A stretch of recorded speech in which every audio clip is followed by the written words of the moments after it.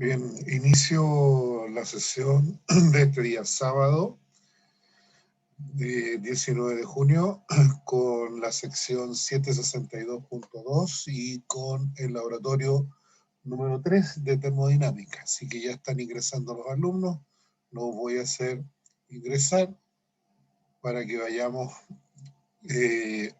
dando inicio a esto.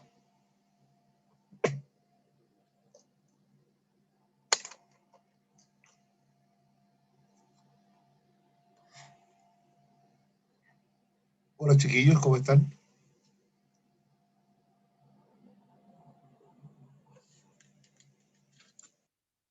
Hola chiquillos, ¿me escuchan?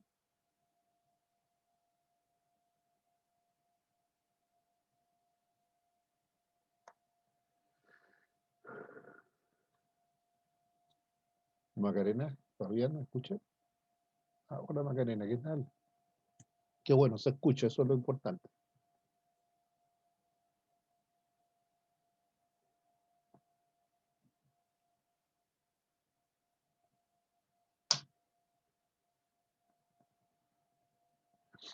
Vamos a esperar un poquito a que ingresen otros colegas ya y así le damos un tiempo de que no vayan a quedar atrasados. Así que vamos a esperar un poquito a que entre y después partimos con el laboratorio número 3. ¿Alguna consulta por lo pronto? ¿Alguna duda que estén teniendo, que hayan tenido?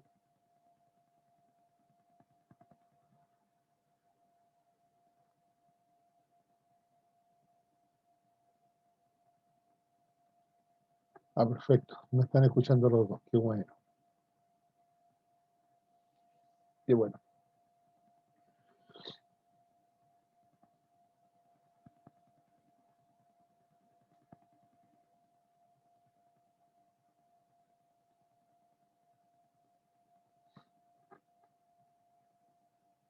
Ahí está entrando Cristóbal ahora.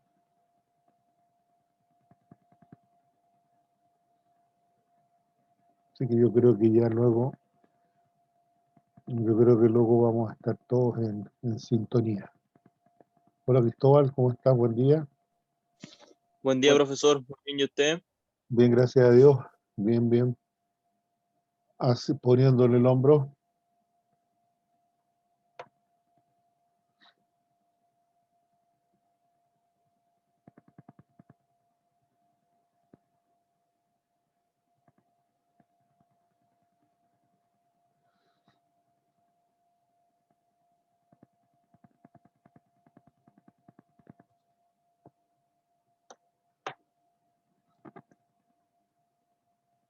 Estamos dándole un tiempo a quienes se pueden integrar. Así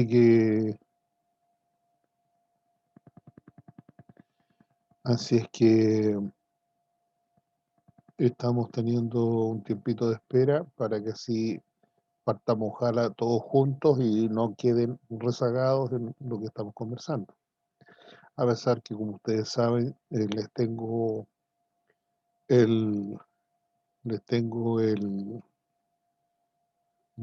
¿cómo se llama? El canal mío donde les dejo el material para que ustedes lo puedan ver.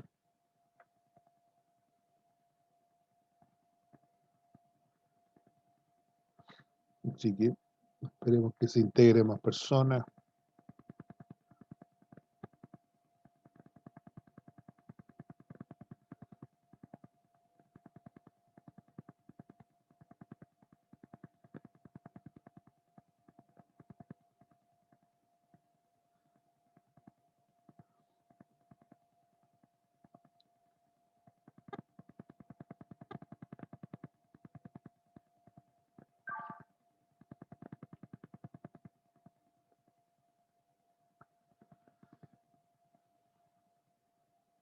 Por lo pronto les cuento que aún sigo recibiendo informes números 1. Todavía, digamos, hay personas que están entregando rezagados los informes, pero espero que pronto ya estén, los grupos ya habían entregado todo el material. Hay varios, ¿cómo se llama? informes ya que los he ido ya corrigiendo, ingresándolos ya a las notas, así que apenas tenga un informe más completo, les voy a publicar ya sus notas número 1. Ya, ojalá estén todas, digamos. Si no, bueno, ahí ustedes me avisan y solucionamos el tema de alguna manera, ¿ya? Así que por ese lado, pierdan cuidado que siempre hay opciones de poder hacer alguna cosa. Así que la idea es solamente que ustedes puedan estar lo más al día posible con las entregas para que así logren tener sus notas también a tiempo, ¿ya? Y vean su situación por completo, ¿ya?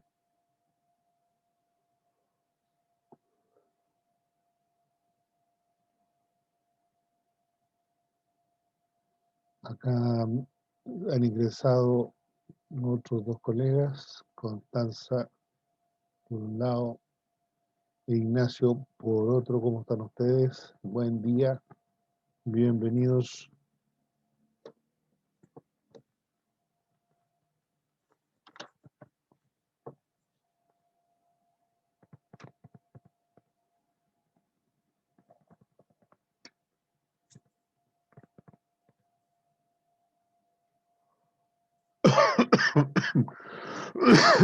Perdón.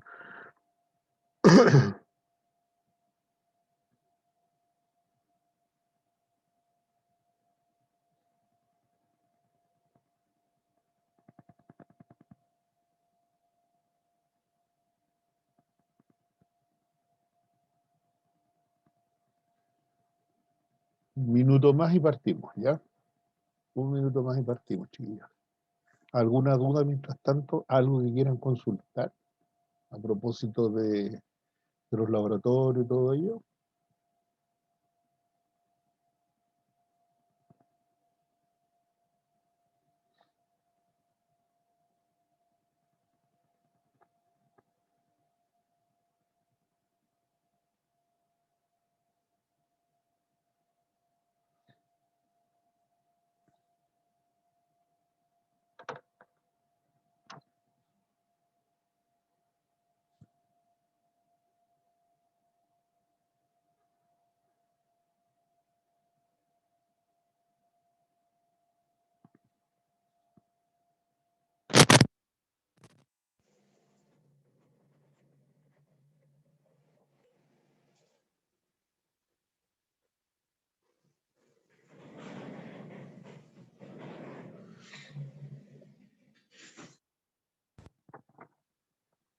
Ahí están ingresando 2 colegas más. Bienvenidos. Bienvenidos al laboratorio. Buen día. Buen día, profesor. Buenos ¿Cómo días, están profe. ustedes? Hola, ¿qué tal? Gusto saludarlos.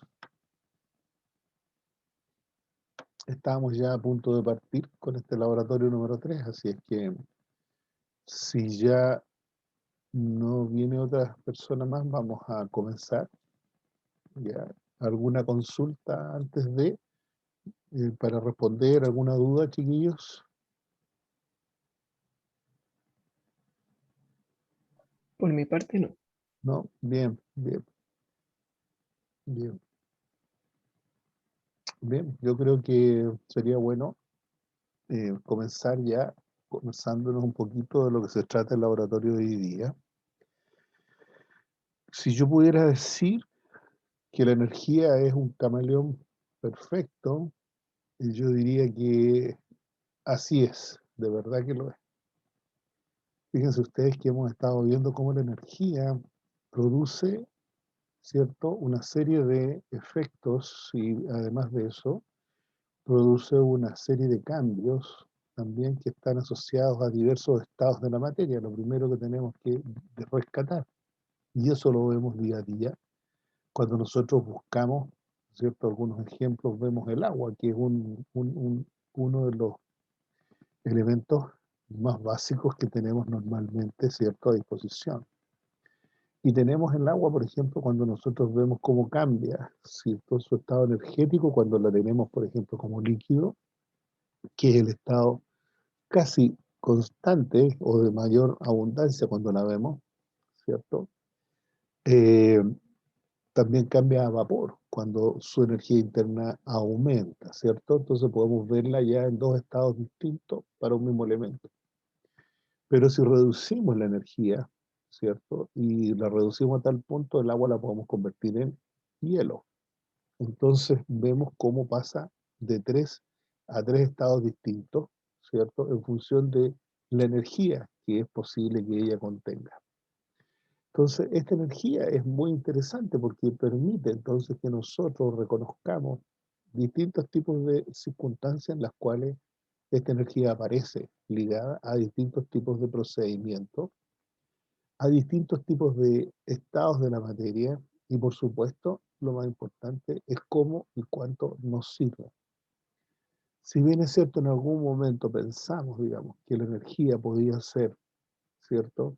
La posibilidad de reconocer o reconocerla. Por ejemplo, porque algún líquido estaba a una temperatura más alta, sí, la reconocemos en eso y perfectamente bien. En que la energía podía hacer que el agua se evaporara, sí, la reconocemos y está claro.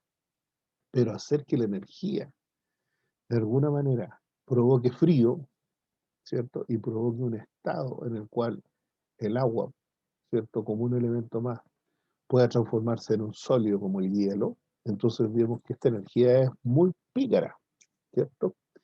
Permite entonces irnos de un lado a otro y permite hacer una y otra cosa.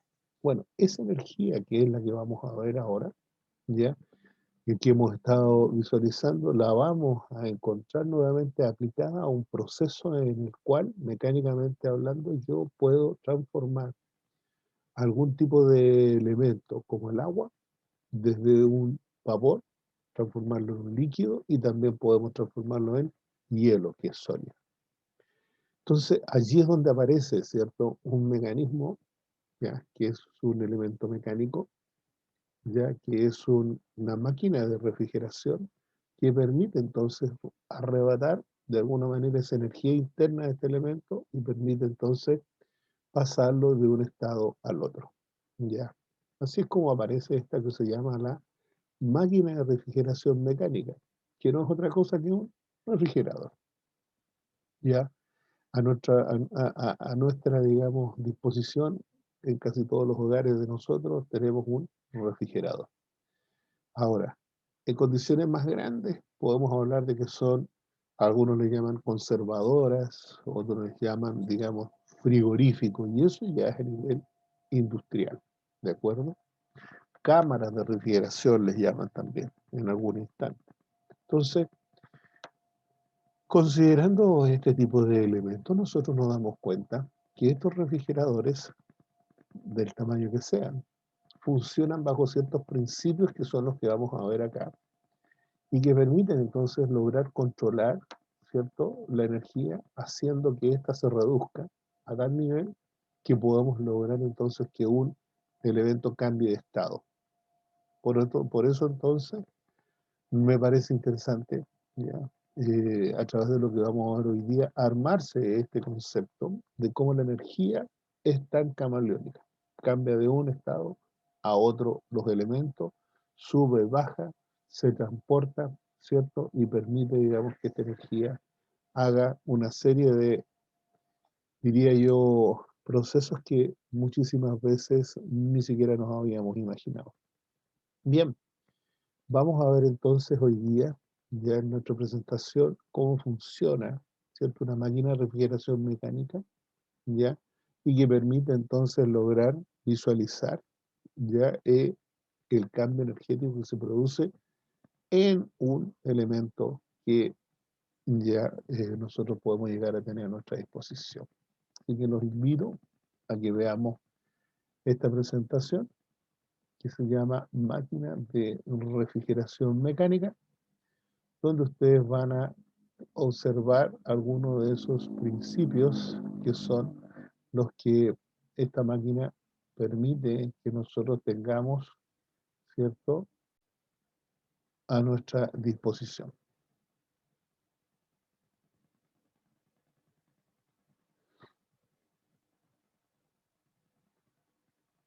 Bien.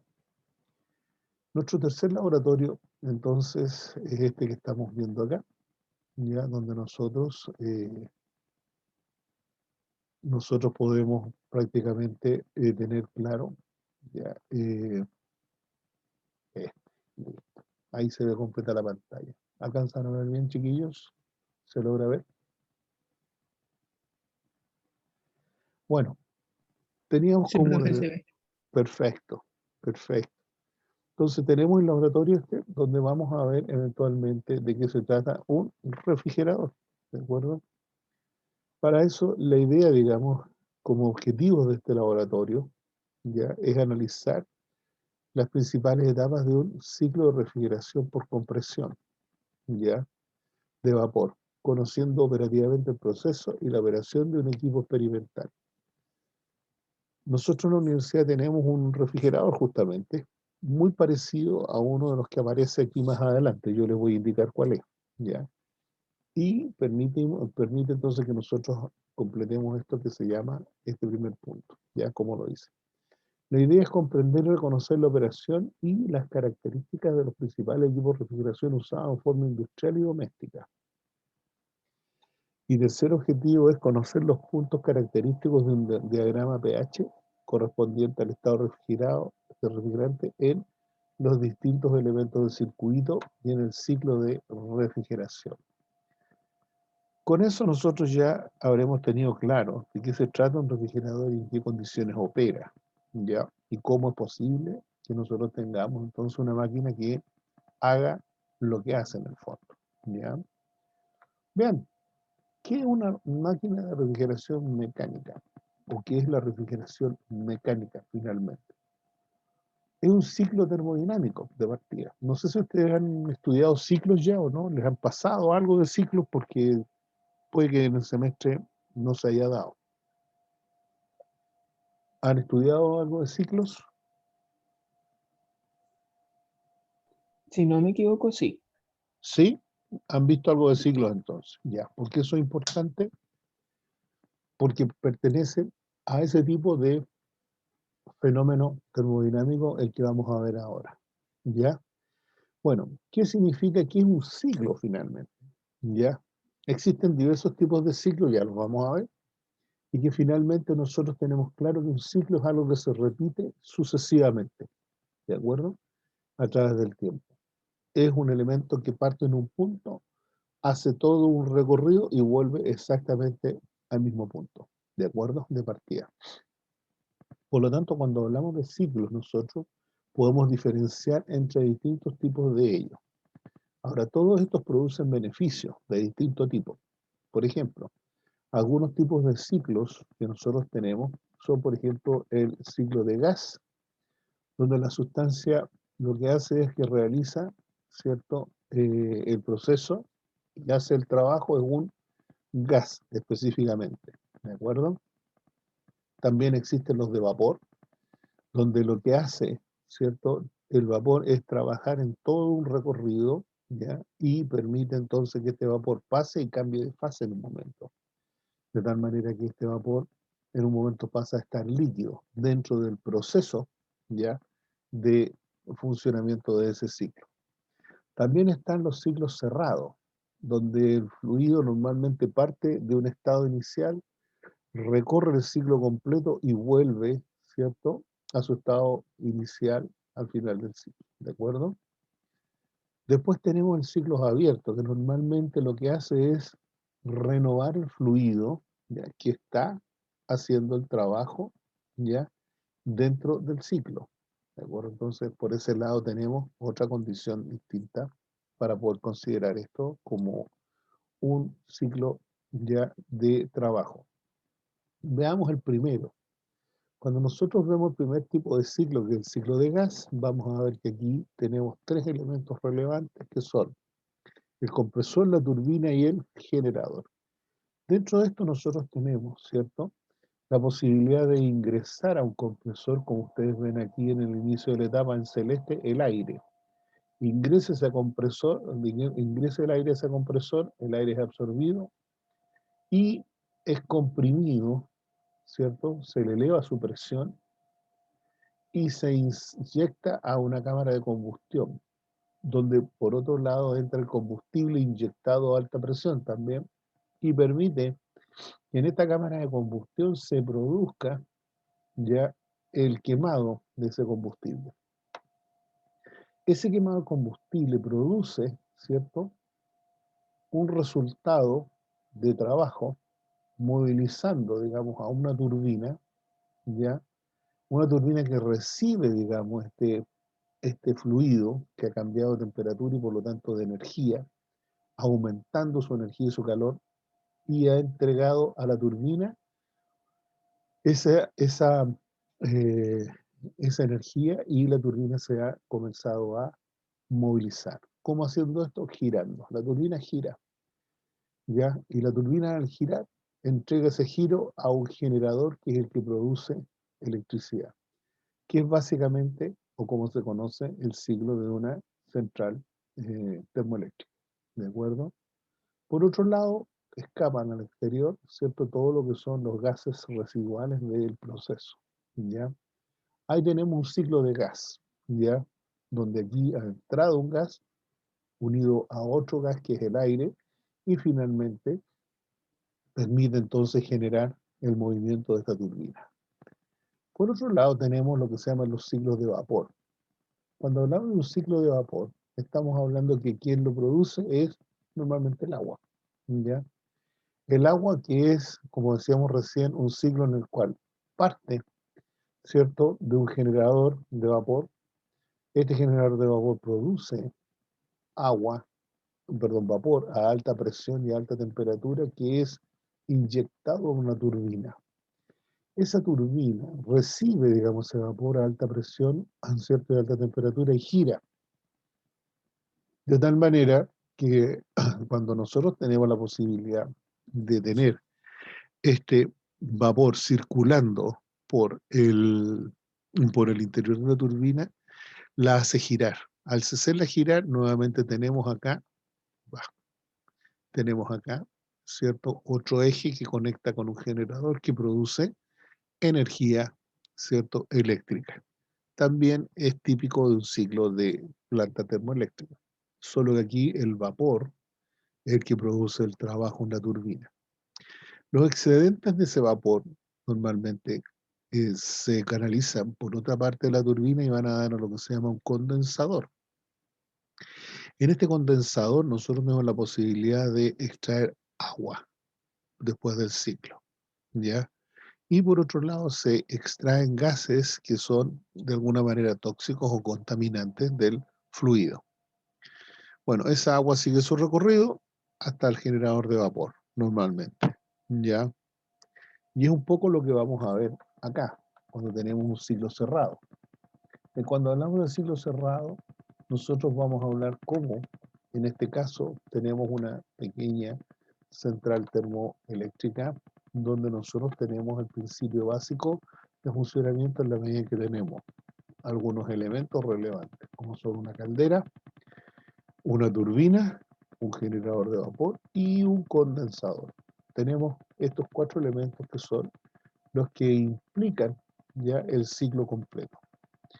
Normalmente cuando tenemos este asunto tenemos, digamos, lo que se llama el ingreso de combustible, ¿cierto?, a lo que es este equipo que se llama caldera, ¿ya? Y que permite entonces provocar acá, a través de la quema de un combustible, ¿cierto?, la posibilidad de calentar el fluido que circula por el interior en un serpentín de esa caldera. Esa caldera que tenemos aquí entonces le transmite, ¿cierto?, el calor al agua que va dentro de este serpentín, transformándola en vapor a alta presión y a alta temperatura. En ese recorrido, ¿cierto?, el agua normalmente sigue, ¿cierto?, por una etapa y va a dar también a una turbina que recoge, ¿cierto?, esa energía que viene con el vapor del agua y permite hacer que esta turbina gire. Al girar esta turbina, ¿cierto?, ese trabajo que se produce debido, digamos, a el paso ya del vapor a través de los álabes de esta turbina, permite entonces entregar ese trabajo a un generador que es el que produce corriente eléctrica. ¿De acuerdo? El agua que ha estado al interior de esta turbina nuevamente es extraída una vez que pierde toda su energía. Por supuesto que tiende a bajar, ¿cierto?, su energía, porque ya la entregó a la turbina y permite entonces entregar, ya permite entregar entonces a la turbina este trabajo y de ahí al generador. Bueno, el agua sigue por acá como vapor a baja presión, ya menos temperatura y menos presión, y va a dar a otro elemento, ¿ya?, que se llama condensador. Ese condensador lo que hace es enfriar el vapor que está circulando por el interior de ese serpentín que ustedes ven allí y transforma, ¿cierto?, ese vapor a baja presión, lo transforma en agua, ¿de acuerdo? Lo transforma en agua nuevamente, que va a dar directamente al interior de la turbina para ser calentada y transformada en vapor a alta presión. Entonces, en este ciclo, que es un ciclo cerrado, porque el agua acá no se pierde, sino que entra una cierta cantidad de agua, ¿cierto?, líquida, se transforma en vapor y sale nuevamente ese vapor para transformarse en agua líquida. No hay opciones, es muy baja la opción de pérdida. Entonces, por eso se llama un ciclo cerrado. Y este vapor o esta agua transita por el interior de este circuito constantemente, ya haciendo, digamos, su trabajo. El otro elemento que nosotros podemos hablar aquí es el ciclo abierto. Cuando hablamos de un ciclo abierto, vamos a hablar directamente de lo que es de un motor de combustión interna, donde tiene el siguiente ciclo. Aquí, en este caso, lo que se repite constantemente, pero lo que se renueva es el combustible que se ingresa. Acá tenemos, digamos, un diagrama de cómo funciona un motor de combustión interna. Tenemos un primer tiempo, que es el tiempo de admisión, donde tenemos todo lo que es el cilindro. Aquí ustedes ven por fuera, adentro tenemos un pistón, ¿ya? Aquí tenemos una válvula de admisión y aquí tenemos una válvula de escape. Aquí en el medio tenemos un elemento, ¿cierto?, que es una bujía que produce, digamos, el encendido, ¿cierto?, de la mezcla o la explosión. Y acá tenemos el resto del motor, que es una biela y un cigüeñal, donde este pistón que está al interior, ya en el primer tiempo, ya lo que está haciendo es bajar desde el punto muerto superior acá hasta el punto muerto inferior acá. Y eso da media vuelta. Esto permite que el cigüeñal que está acá abajo dé media vuelta, ¿de acuerdo? En ese intertanto, donde desde el punto muerto superior baja al inferior, entra por la válvula de admisión, entra combustible nuevo, ¿de acuerdo? ¿Qué es lo que viene como segundo tiempo? En la etapa de compresión. Y en la etapa de compresión nosotros vamos a ver que acá tenemos otra media vuelta donde el pistón va hacia arriba, ya dentro del cilindro. Las válvulas, las dos válvulas, la de admisión y la de escape, están cerradas. Y el pistón comienza a subir desde el punto muerto inferior al punto muerto superior, ¿ya?, generando en el interior una compresión del fluido, de la mezcla que entró aquí de combustible y de aire. En ese caso, entonces, se completa un segundo tiempo llegando este pistón al punto muerto superior. El tercer tiempo, que es el tiempo productivo de un ciclo como este, ¿ya?, lo que hace aquí es bajar, digamos, en esta zona se produce una bajada del pistón a mucha velocidad y con mucha fuerza, debido a que en el interior de esta cámara se ha provocado una inflamación o una explosión del combustible. Eso hace que este pistón baje, ¿de acuerdo? Baje en este ciclo en otra media vuelta, ¿de acuerdo? Logrando llegar desde el punto muerto superior por el impulso de la explosión hasta el punto muerto inferior. El cuarto tiempo, que es el tiempo de escape, ya hay otra media vuelta donde el pistón sube, llegó al punto muerto inferior acá, y aquí sube nuevamente hasta el punto muerto superior, pero en este caso la válvula de escape abre de tal manera que los gases que quedaron aquí quemados, resultantes de la combustión del fluido, escapan hacia el exterior. Y ahí tenemos entonces el cuarto tiempo. ¿Qué es lo que viene después? El primer tiempo. Entonces, nuevamente este pistón pasa a la etapa del primer tiempo, donde comienza a bajar, comienza a aspirar la mezcla a través de la válvula de admisión, comienza a aspirar la mezcla hasta que llega al punto muerto inferior, ¿cierto? Y nuevamente pasa a compresión. Y aquí lo que se ha renovado, el ciclo es el mismo, porque todos estos tiempos que están acá se vuelven a repetir, pero lo que se ha renovado es el fluido de trabajo, ¿de acuerdo? Cada vez que se ingresa acá, en el tiempo de admisión, se ingresa una mezcla de aire, ¿cierto? Y de combustible nuevo, ¿ya? Entonces es un ciclo abierto, ¿ya? Por esa razón, porque aquí está abierto al ambiente. Entra desde afuera y sale hacia afuera los restos de la combustión, por ese otro lado. Bien, nosotros entonces podemos distinguir distintos tipos de ciclos, que son los ciclos de combustión interna, que ya acabamos de ver, que son los motores de combustión, los de combustión interna, como son diésel o todo el ciclo de gas, etc. Y también tenemos los de combustión externa, que son normalmente aquellos que se producen, como vimos recién, en aquellos que son dados en las centrales térmicas, ¿de acuerdo? Y también están los ciclos de refrigeración. Aquí es donde aparecen los refrigeradores y lo que se llaman las bombas de calor, ¿ya? Nosotros vamos a ver eventualmente acá lo que es un ciclo de refrigeración. Y cuando tenemos que verlo, vamos a conversar respecto a algunos temas importantes que son los componentes de este sistema de refrigeración. Acá en el sistema de refrigeración, la principal, ¿cierto? Elemento que nosotros tenemos es el motocompresor, que es este que ustedes ven acá, o unidad de refrigeración, que es este elemento que ustedes ven aquí abajo a la derecha. En ese caso, lo que tenemos entonces ya es, ya asociado a este elemento, a esta máquina o a este compresor, ya dos circuitos asociados, un circuito de alta aquí en rojo y un circuito de baja acá en azul. Por lo tanto, está dividido en dos el circuito, ¿ya?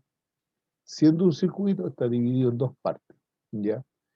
Bueno, después de esta unidad o motocompresor viene lo que es el condensador. Ya vamos a ir explicando un poquito de qué se trata cada cosa. Condensador, viene lo que es un filtro, ustedes ven acá. Luego viene una válvula de expansión, ¿ya? Después viene un evaporador dentro de este recorrido, ¿ya? Y nuevamente aparece el motocompresor. Este termostato sirve, digamos, para poder regular la temperatura al interior del evaporador. ¿Cómo opera esto? Bueno, la unidad de refrigeración o motocompresor tiene, digamos, un circuito de alta donde el gas aquí en esta parte es comprimido. ¿Ya? El gas que está aquí adentro dando vueltas, es comprimido. Ese gas comprimido pasa, digamos, por una primera etapa donde es gas a alta presión, pasa, digamos, por el condensador, el cual permite, digamos, hacer que ese gas se empiece a traducir en un gas a menor presión, ¿de acuerdo? Y por supuesto, se comience a producir un cambio en el estado de ese gas. Esa pasada que hace después del condensador, la hace después la segunda pasada por el filtro. Este filtro ayuda a limpiar cualquier resto de elemento, de impureza que traiga ese gas, ¿ya? Ese gas sigue su recorrido hasta lo que se llama una válvula de expansión, que permite entonces bajarle la presión y la temperatura al gas de tal manera de que a través de pasar aquí por unos capilares que se llaman, que son unos tubos muy finitos, ¿ya? Entra al evaporador, que es donde se produce el fenómeno de enfriamiento. ¿Por qué? Porque este gas que venía a cierta temperatura, acá rebajó su temperatura y permite entrar a una temperatura menor. ¿Qué pasa en ese caso? Pasa por el interior de este evaporador y todo lo que esté a una cierta temperatura, que es mayor a la temperatura de ebullición de esto, el gas se evapora, recoge la energía de esos elementos. Al recoger la energía de esos elementos, porque es un gas que hierve, a muy baja temperatura y refrigerar. Entonces recoge la temperatura, digamos, de que tiene o la energía, mejor dicho, hablemoslo bien. Recoge la energía de cada uno de los elementos que están dentro del evaporador y les va extrayendo energía en todo su recorrido. De tal manera que por acá aparece, digamos, un fluido que es prácticamente un líquido, ya a una presión menor, ya, y que este es el circuito de baja presión en este otro lado. Este circuito de baja presión entonces vuelve a la otra entrada de la unidad de refrigeración, ya, de tal manera que entra a su interior, acá es nuevamente aspirada, ¿cierto? Aspirado el fluido, vuelve a ser comprimido y vuelve a ser lanzado hacia afuera como un fluido a alta presión, un gas a alta presión, ¿de acuerdo? Y sigue nuevamente la marcha tal cual como estaban viendo ustedes, ¿de acuerdo? Esto es lo que se llama una unidad de refrigeración, un motocompresor, como ustedes quieran llamarlo, ¿de acuerdo? Este elemento entonces es el que produce en su interior, ya las dos, aquí están las dos entradas, una entrada de alta, otra de baja, y acá tenemos un sistema de entrada para el servicio, para poder cargarle gas o hacer otro tipo de mantenciones, ¿de acuerdo? Eso es lo que tiene la unidad de refrigeración. Acá tenemos lo que se llama el condensador. Acá tenemos un condensador de un refrigerador domiciliario, que ustedes lo pueden ver en sus casas, ¿de acuerdo? Y acá tenemos un condensador de tipo ya comercial. Ustedes se fijan la cantidad.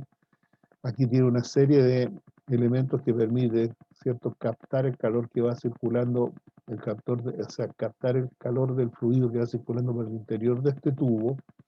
Y estas son unas láminas, unas varillas de metal, y permite entonces captar el calor y evacuarlo.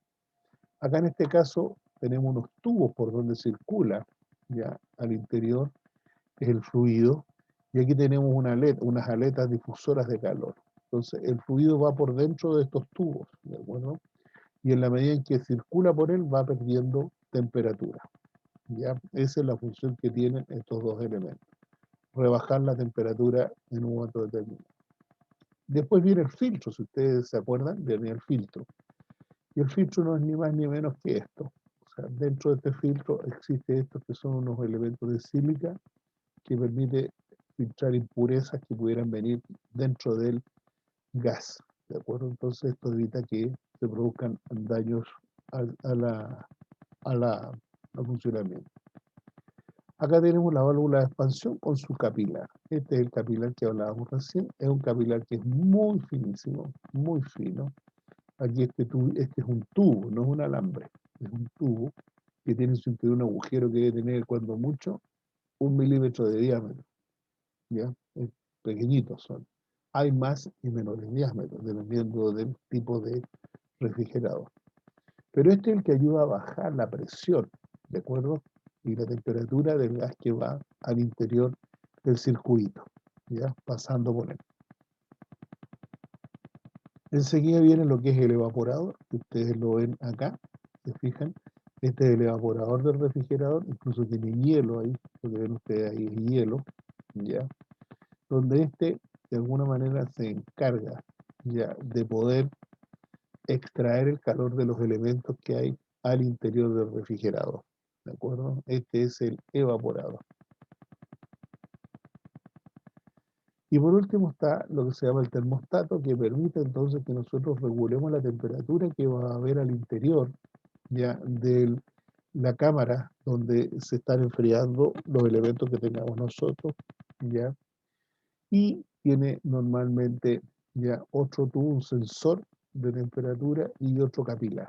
Con esto entonces permite entonces que se active el interior de este un circuito, un contactor. Ahí hay un contactor que en la medida en que esto se sobrepase cierto nivel de temperatura, este contactor se abre, ¿cierto? Y digamos, la producción y el funcionamiento del motor. Ya, eso es lo que hace el termostato, echar a andar o detener el motocompresor o la unidad de refrigeración. ¿Cómo es un refrigerador por dentro? Bueno, está la parte normalmente del freezer que todos conocemos, que es el evaporador principal, ¿cierto? El que hace mayor trabajo porque es el que evita que, o sea, aquí tenemos temperatura de van hasta los menos 15 grados, ¿cierto? Dependiendo de las estrellas que tenga cada refrigerador. Acá tenemos otro que es el elemento que enfría todo lo que es la parte interna, la cámara mayor, ¿cierto? Aquí está la unidad de refrigeración, ahí atrás tenemos todo lo que es el condensador, ¿de acuerdo? Ahí en rojo. ¿Ya? Y tenemos el sentido de circulación, como ustedes ven aquí, el sentido de circulación del fluido, ¿ya? En todo este paso, ¿ya? Nosotros tenemos la posibilidad de ver también lo que es el tubo capilar, donde tenemos la posibilidad de reconocer cómo este elemento está conectado, ¿cierto? Y va a directamente dos elementos, a lo que es el primer evaporador y el segundo evaporador. Ahí está las tuberías que los unen, ¿cierto? En ida y vuelta, ¿ya? Y que después de vuelta traen, ¿cierto? El fluido hacia la unidad de refrigeración nuevamente. Si nosotros pudiéramos revisar y mirar cómo funciona esta unidad de refrigeración, podríamos decir lo siguiente. Si nosotros ponemos el ciclo en un diagrama, un esquema como este, vamos a ver que tenemos los elementos que ya hablábamos, los 4 elementos funcionales principales de esta unidad de refrigeración, que está asociado a lo que es el compresor, como ustedes ven aquí, ¿ya? Por otro lado ven el condensador, por este lado, ¿ya? Acá se ve la válvula de expansión, ¿ya? Y aquí se ve lo que es el evaporador. Aquí es donde se produce finalmente lo que nosotros andamos buscando, el enfriamiento de los elementos que nosotros colocamos en la cámara de refrigeración, ¿ya? Bien, si nosotros destacamos algunos puntos, de esto vamos a destacar 4 puntos principales, como ustedes ven acá, ahí están cada uno de ellos, que están en algunos puntos específicos de este circuito. Si partimos por el punto número 1, vamos a ver que si nos miramos un diagrama de temperatura, un TS, ya vamos a ver que el punto número 1 se encuentra acá, lo que ustedes ven acá en esta gráfica. Y lo que se está mostrando acá es que hay, de alguna otra manera, la posibilidad de que con este compresor nosotros aumentemos la presión, ¿cierto? Aquí aumentamos nosotros la presión, ¿ya? ¿Por qué razón? Porque lo aspiramos de este punto a través del compresor.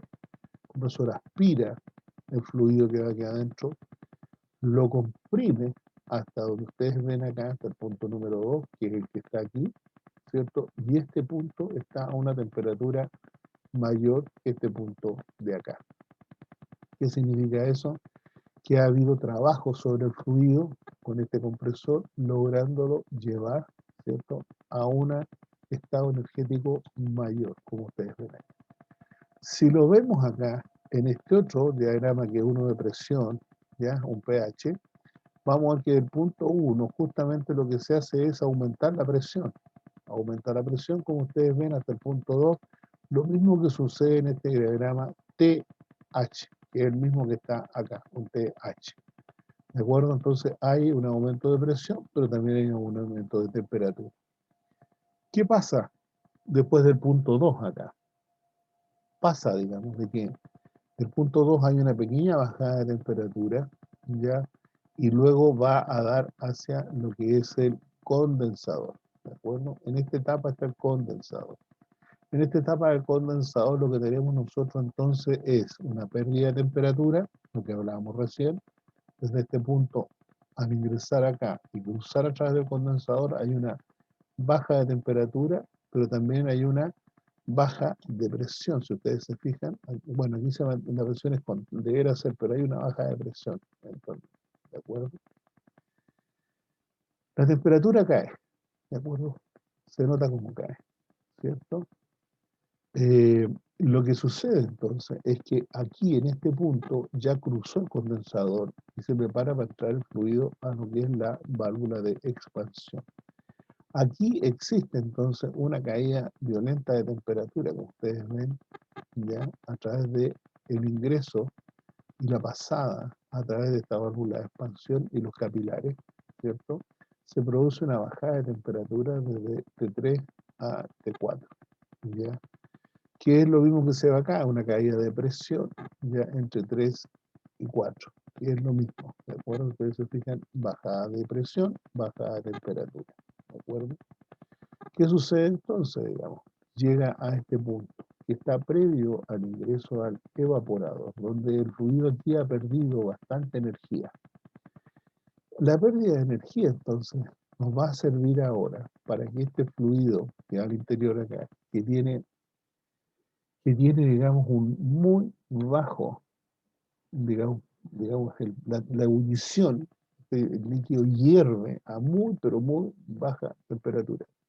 ¿Qué es lo que pasa entonces? Al pasar por este evaporador aquí, lo que hace entonces es arrebatarle el calor a los elementos que están aquí adentro. ¿Ya? Eso se produce, digamos, a una cierta temperatura que en rigor es constante, igual que la presión también es constante. En ese caso, ¿qué es lo que sucede? Arrebata la energía que está al interior de los elementos que están en el evaporador, llevándose calor de ellos y provocándoles frío. ¿De acuerdo? Se provoca frío. ¿Qué sucede entonces?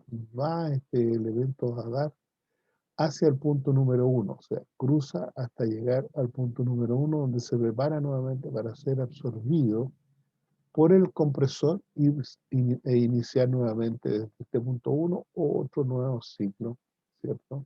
Para poder generar el frío necesario. Bien, vamos a ver entonces ahora un poco una experiencia donde ustedes ven cómo un refrigerador, si ustedes se fijan, aquí está como desarmado, digamos, pero si ustedes se fijan, tiene todos los elementos. Acá tenemos el condensador, en esta parte, acá tenemos el evaporador, aquí tenemos la válvula de expansión, y en el medio aquí de todo está, ¿cierto?, lo que es la unidad de refrigeración. Aquí hay varios elementos que son manómetros, ¿cierto? Aquí tenemos manómetros y a su vez miden la temperatura. Acá tenemos un ventilador que ayuda y aporta capacidad de enfriamiento a la parte del condensador, de acuerdo como es normalmente lo que se hace, ¿ya? En los elementos que son ya que son elementos de enfriamiento en los refrigeradores normales.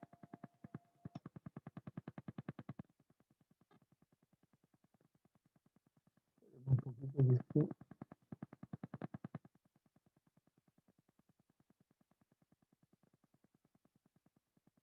Vaya, no me quiere conectar.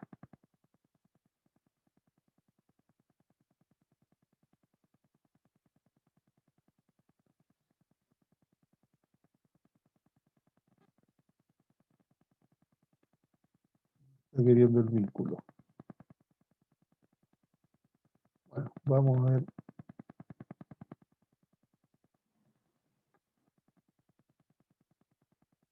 Vamos a ver el video que sigue. Acá tenemos lo mismo, pero ya esto está el experimento parecido al que tenemos nosotros en la universidad, con un despliegue de elementos y maquinaria completa.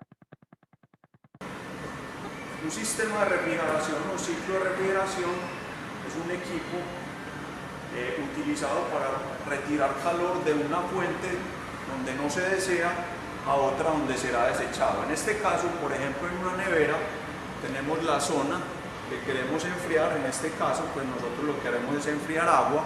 En el caso de una nevera en un hogar, pues sería simplemente tener unos alimentos a los cuales le quiero retirar calor, es decir, quiero enfriar esos alimentos y ese calor debe ser desechado en una zona que se llama el sumidero de calor.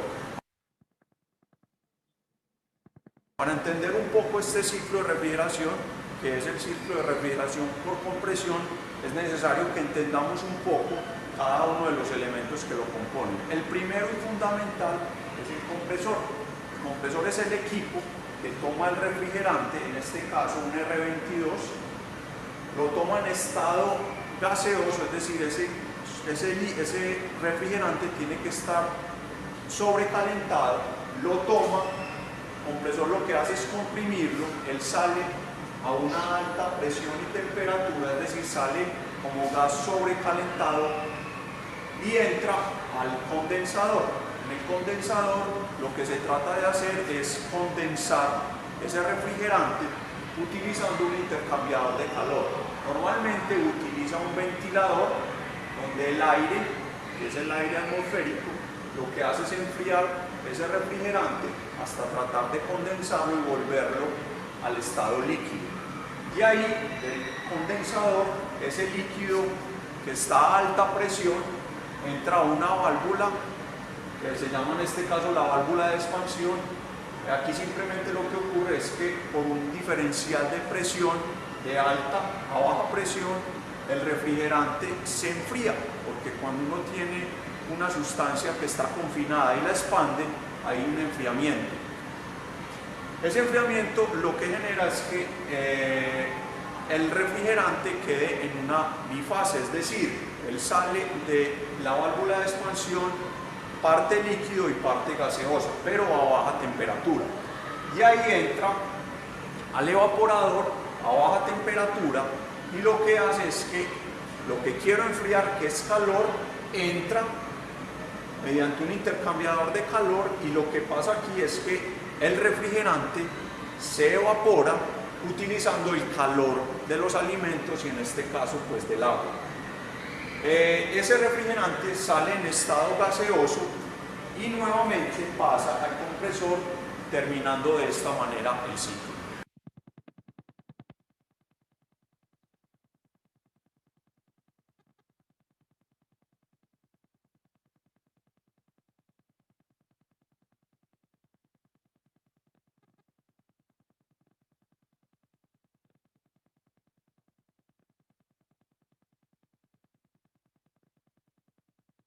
El ciclo de refrigeración por compresión de vapor ideal comienza con el compresor, el cual toma el refrigerante en estado vapor saturado, utilizando trabajo a través de un motor, comprime ese refrigerante y lo vuelve vapor sobrecalentado.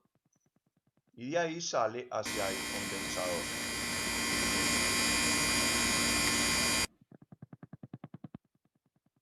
Refrigerante como vapor sobrecalentado entra al condensador.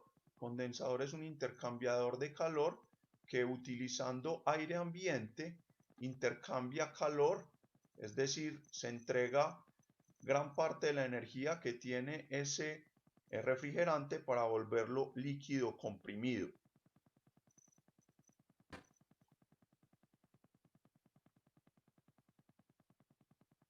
El líquido comprimido a alta presión entra a una válvula donde se da una expansión isoentálpica con pérdida de temperatura.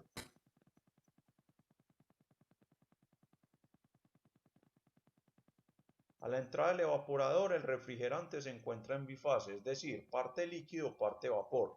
Y en este equipo o intercambiador de calor, lo que se busca es que la mezcla de refrigerante cambie completamente a estado vapor saturado. Esto se logra mediante el intercambio de calor entre el espacio confinado que busca enfriarse, que es la fuente de calor, y el refrigerante que pasa a través del intercambiador.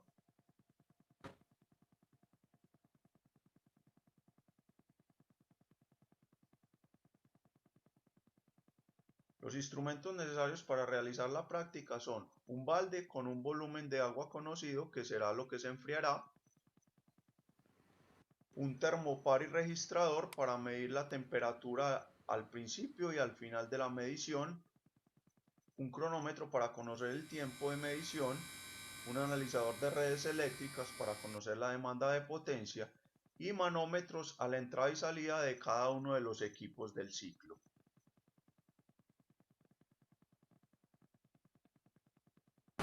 Para realizar las mediciones y posterior cálculo de un ciclo de refrigeración es necesario tomar algunos parámetros de operación del equipo para poder saber cuál es el rendimiento, especialmente el COP o coeficiente de operación.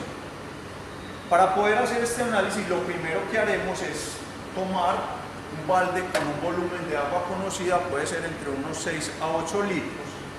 Utilizando un registrador y termopar vamos a tomar cuál es la temperatura inicial de ese volumen que queremos enfriar.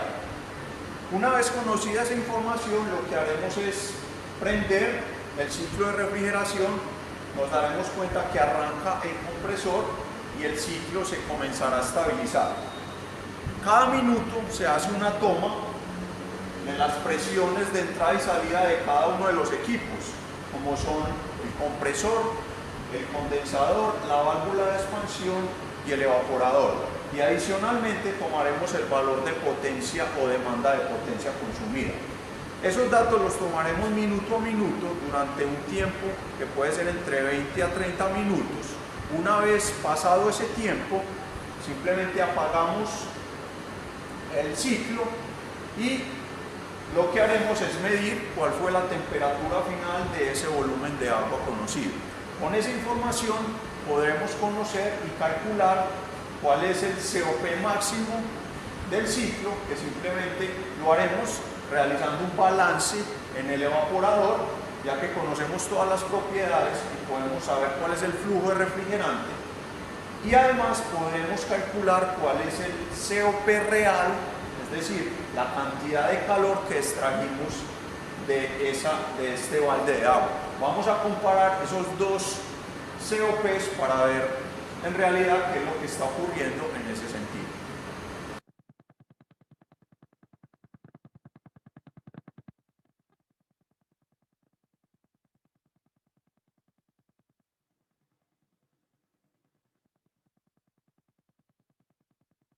Posterior a la medición y una vez conocido todos los parámetros de operación del ciclo, es posible calcular el coeficiente de operación.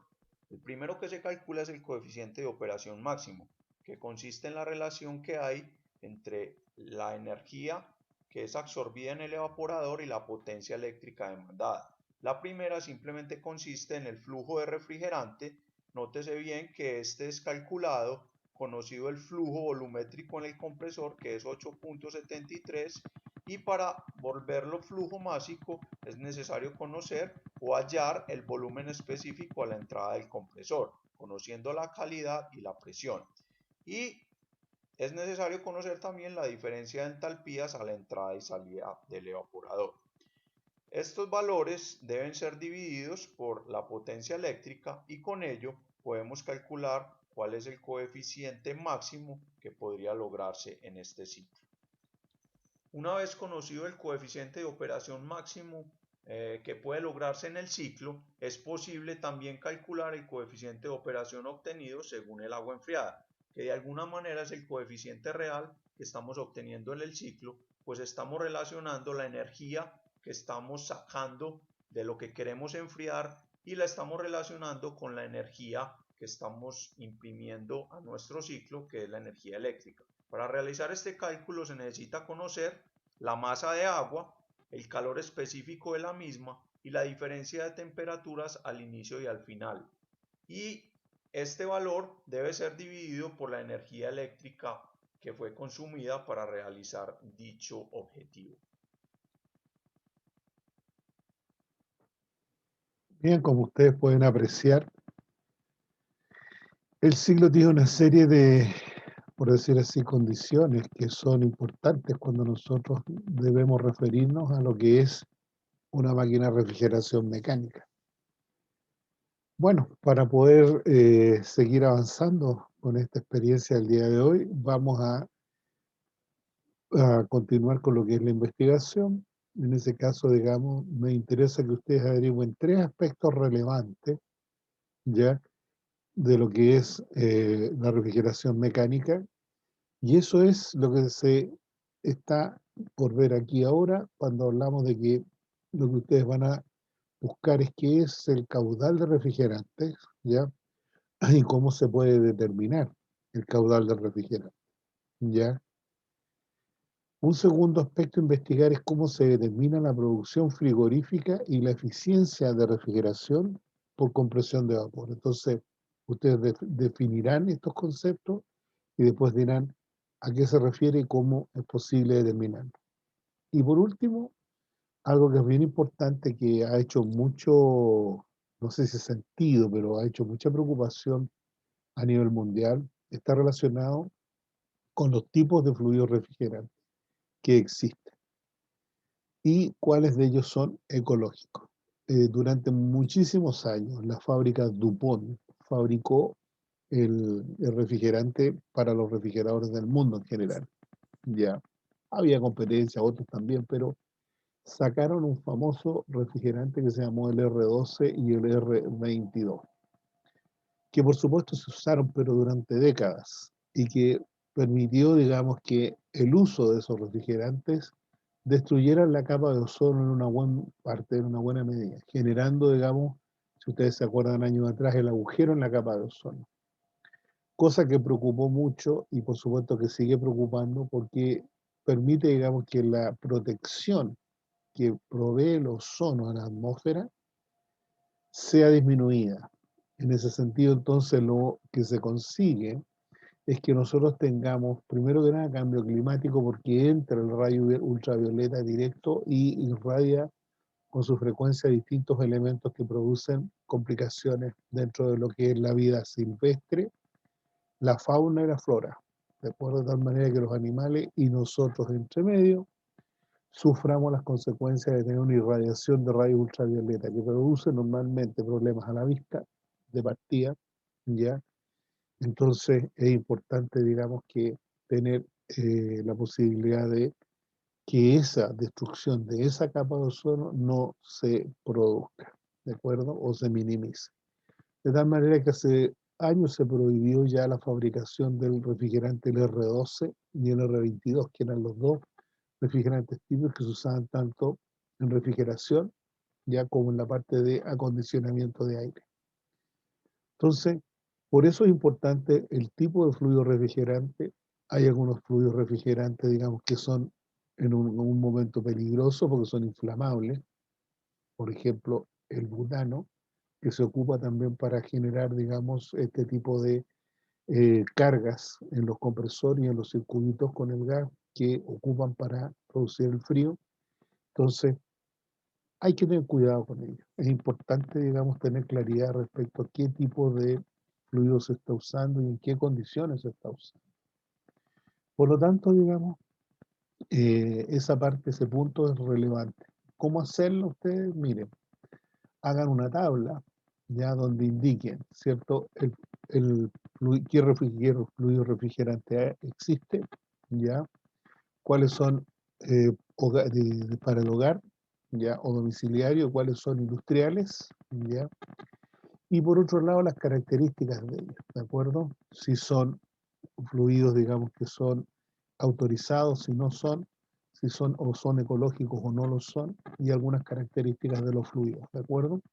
Y de manera comparativa, ustedes en esa tabla pueden hacer un resumen rápido ya de poder evaluar y de poder visualizar como una de las, como es punto de comparar el uso de ellos. ¿De acuerdo? Bien. Por hoy tendríamos listo ya en nuestro laboratorio. No sé si existe alguna duda respecto a alguna consulta. Profe, ¿Sí? ¿para cuándo se entregaría este laboratorio? Tenemos 2 semanas por delante prácticamente, porque la próxima semana nosotros tendríamos lo que es en la sesión de consulta de este laboratorio el próximo sábado, y después vendría la entrega, el viernes siguiente, ¿de acuerdo? Perfecto, gracias. Sí, normalmente trato que sean 2 semanas, digamos, ¿ya? Porque ahora ya el semestre se nos va empezando a apretar, digamos, por distintas cosas, ¿ya? ¿Alguna otra consulta? ¿Alguna otra duda, chiquillos? ¿Alguna consulta? ¿Alguna duda?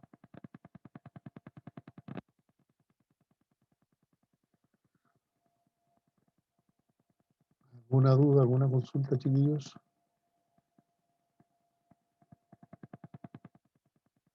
En caso, si no, me mandan un correo, ¿de acuerdo? No hay problema en eso, ya, para poderles, digamos, contestar la consulta que tengan.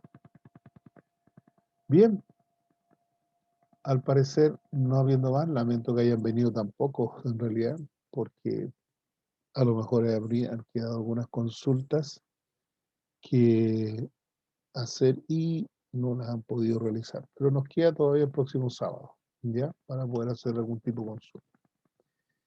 Bien, chiquillos, no habiendo más, nos estaríamos escuchando, nos estamos despidiendo. Les deseo un buen fin de semana, que tengan un buen tiempo y espero que verlos bien, verlos sanos sobre todo, ¿ya? Ahora que está este tema del bicharraco apretándonos tan fuerte, sobre todo a la gente joven. Así es que espero verlos bien, verlos sanos, que estén súper bien, cuídense mucho y también su familia que estén bien. Un gusto de verlos, que estén muy bien y que tengan un buen fin de semana. Por mi lado, no viendo más, me despido y nos vemos el próximo sábado a la hora de siempre. Chao, profe. Chao, profe, gracias. Chao, Nos chiquillos, que estén muy bien igual. vemos. Chao, chao, que estén muy bien. Gusto de verlos.